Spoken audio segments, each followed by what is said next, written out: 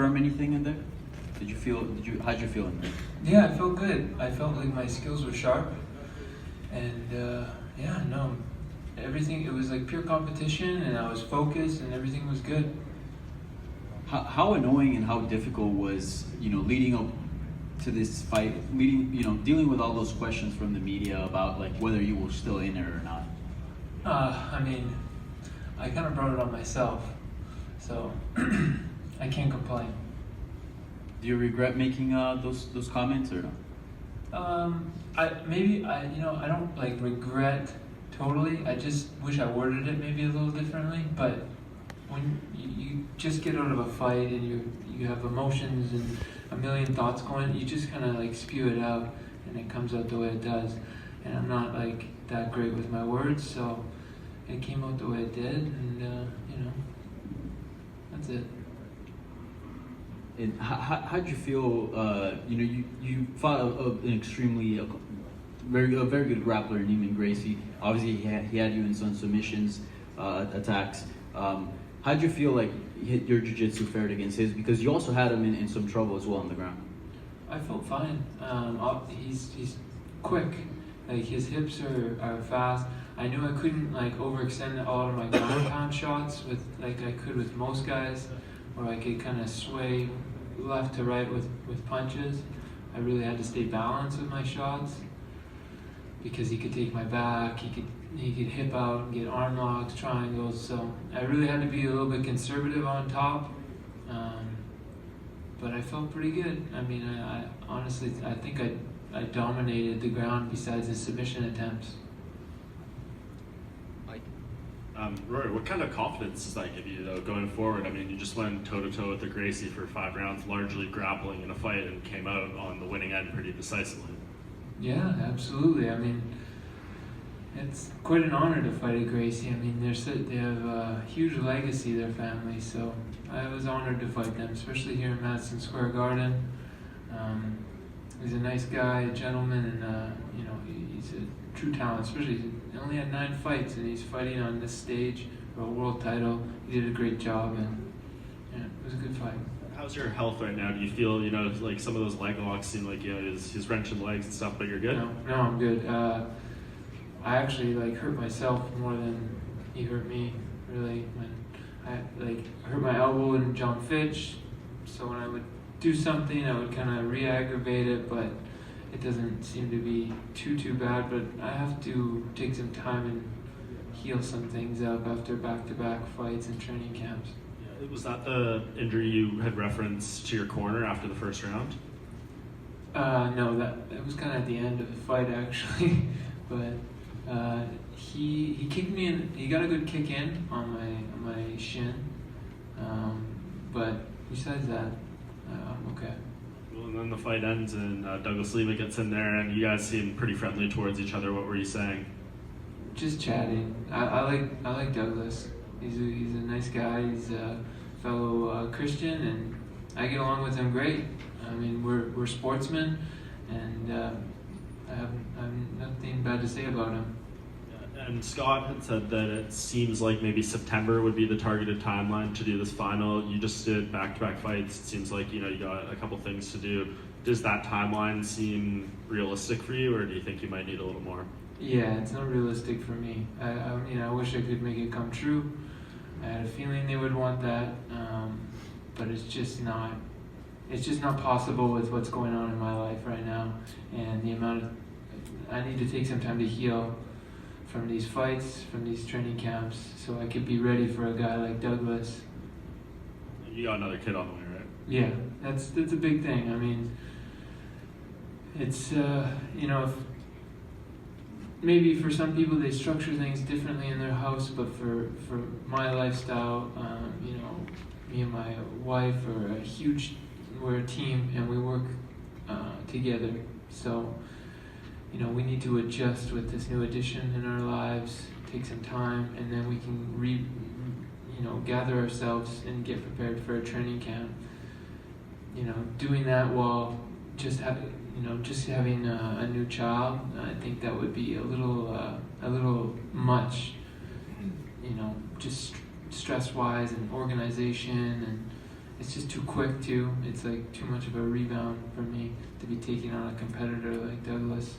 And just last thing for me, that is the fight though that's going to happen for your next fight. How will the rematch with Douglas look different from the first fight? Well, hopefully a lot less shin kicks. That's what I'm thinking. But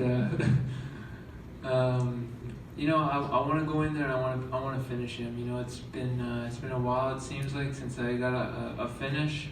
So I'll be looking to, you know, bring it to him. Question in the back. Obviously, Douglas Lima being your next opponent. The thoughts of that fight now, how is that with your mindset? Is that something you're really looking forward to, or is it something that makes you very anxious? I didn't catch what you said. Something? Sorry, I said with Douglas Lima being your next opponent, Yeah. and with everything you've gone through on the build-up to this fight, does the thought of that fight get you excited? Does it make you anxious? How do you feel about that going forward? Well, yeah, I don't feel surprised that I'm fighting Douglas. You know, I knew he was a strong competitor when I was up against him, and I knew we would be matched up again down the road. So it's not a surprise I'm gonna meet him. So I know I'm gonna need to be at my best, mentally, physically, and I need to be. I need to come into that fight with an iron will again.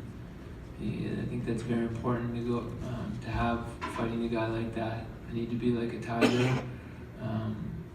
because with the hard-hitting, tough guy with skill, you need to go through peaks and valleys in a fight, emotional, and just push through them.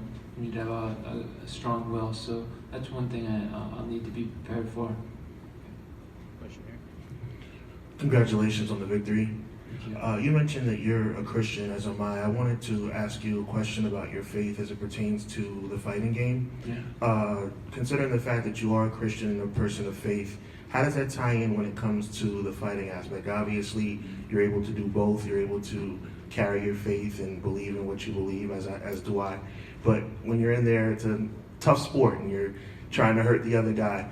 How do you balance that and make sure that you come out on the other side, you know, just continuing to believe in what you believe in? Well, I'm not struggling with that anymore. I have complete clarity that, you know, God gave me these skills and this platform. You know, He took me from a scrawny kid in a low place and brought me up in the martial arts and the fight game since I was 16 years old, and, you know, built me up to put me on this big stage, and I get to testify what the Lord has done in my life. So I think that's a really positive thing. That maybe I could reach an audience that maybe wouldn't be reached, you know, in the fight world, about how good God is when you know you give your heart to Him.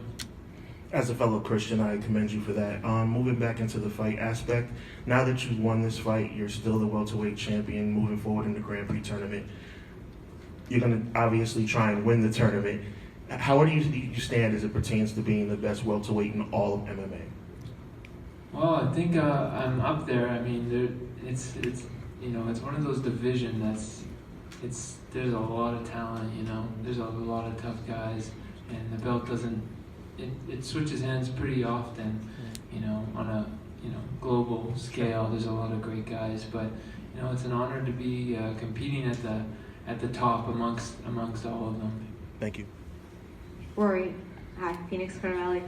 I worked with you many years ago. You had taught a seminar, and you were very young and extremely mature, even at that age, just talking about positional awareness. And now, years later, watching you tonight, it was such a huge factor in every single thing that you did, in every single submission that you got out of. And I think like every jiu-jitsu class should watch tonight's fight. What is the actual training camps for you like? Do you do positional awareness? Is that like a main part of how you train? Yeah, I mean, it becomes kind of second nature when you're training all the time, but when you're dealing with a submission artist, you want to keep your limbs in, because that's what he wants to attack. You know, he wants to or get around to your back. So you got to keep your limbs close, or else they're gonna take it. And he almost did a couple of times, but yeah, it's definitely that old saying, position before submission. You know, like position is very key in fighting. So definitely I had to be pretty safe and alert. Safe in a lot of positions that, you know, maybe I could take more chances with other guys. But he's quick. He's got good hips and he's quite fast off his back. When you particularly rate this performance, is there anything that you maybe wish that you had have done or gone for yourself? I you know, obviously looking back, I feel I wish I could have like pulled the trigger on the stand up a little more, but his timing was kind of freaking me out a little bit. I wasn't used to it. Just kind of had this weird like slow fast like strange style. I wasn't really used to timing, so that's one thing I think I could have improved on. Last question, Josh. Hey Rory, congratulations. So September is not in the timetable. When do you think you would be ready? Like December, maybe November. Did you prove anything to yourself tonight off of the Fitch result and all the discussion that came after that? Did you prove anything to yourself tonight? Yeah, I just feel like everything I felt like after I prayed and spent some time to apply fighting to my all the new changes in my life. I just feel like it's true. Like I don't need to like struggle with that. I can continue with how great life has changed and move and apply that to my career, and just be happy doing it. Thank you. Thanks. All right, thank you, Rory. Thanks everyone. One more. Okay. Sorry, Rory. You said something that was pretty interesting to me that I was hoping you could follow up on. And Okay.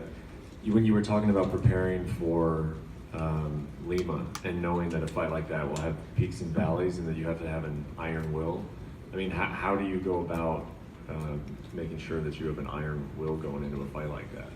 It's when you're training every day, you have to kind of have the eye of the tiger, and it's like eat, sleep, like you gotta be like chewing on steel, you know, kind of thing for 6 weeks, and it hardens your body, it hardens your mind.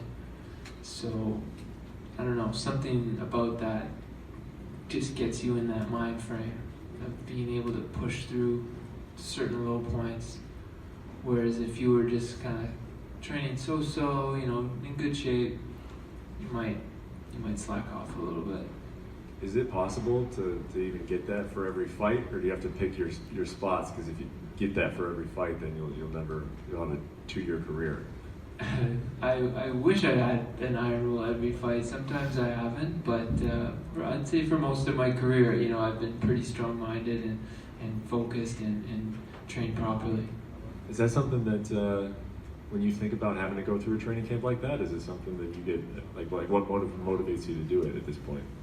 The training? Well, it's that kind of camp, to be chewing on steel, like you mentioned. Yeah, I mean, it kind of becomes an enjoyment. Like, once you get into that zone, it actually feels pretty good. I don't know. It's like kind of, like you feel it inside of you. You feel hungry. You feel like a tiger, It feels good. Okay, thank you. All right, thank you, Rory. Thank you, everybody. Thanks.